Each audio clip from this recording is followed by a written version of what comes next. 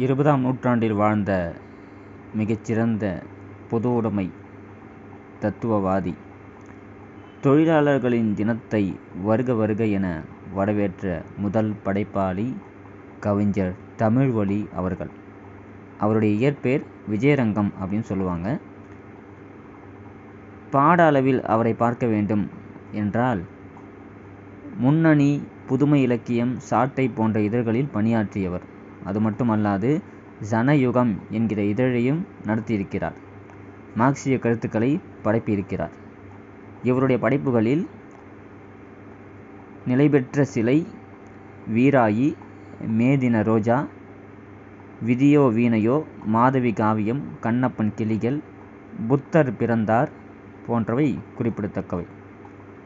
இந்த வருங்கால மனிதன் வருக, அப்படி மனிதனை வரவேற்கும் ஒரு திறம் தமிழ்வழி படைப்பில் தனித்துவமாய் பார்க்க முடிகிறது.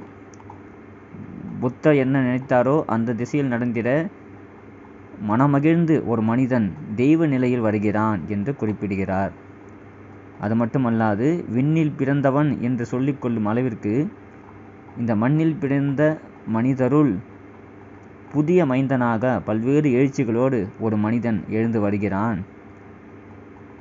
மன்னனாகிய அசோகன், மகாத்மா காந்தி, திருவள்ளுவர் ஆகியோரின் தத்துவங்களை சொன்னபடி பின்பற்றிட தூய மனிதன் ஒருவன் வருகிறான் என்று குறிப்பிடுகிறார். ஒரு மனிதனை வரவேற்கும் அளவிற்கு அவன் அத்தகு தனித்திறம் வாய்ந்தவன் என்பதை அவர் ஒவ்வொரு வரிகளிலும் விளக்குகிறார்.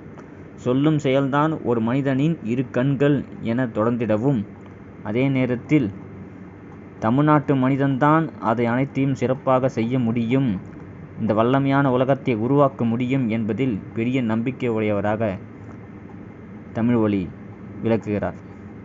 இந்த மண் மீது யாரெல்லாம் அன்பை விதைக்கிறார்களோ அவர்களுக்கு கனியை போன்ற நல்ல ஒரு வாழ்க்கை, கனி எப்படி அனைவருக்கும் இனிமையை தருகிறதோ அதே போன்று இந்த வாழ்வும் அவருக்கு இனிமையை தரும் என்று குறிப்பிடுகிறார்.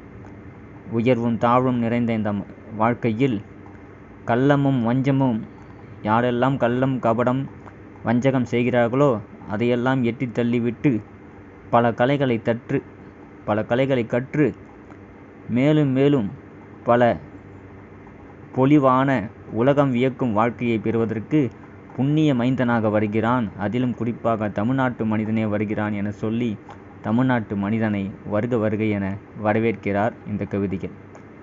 அனைவரும் படிக்க வேண்டிய கவிதை இது. நன்றி.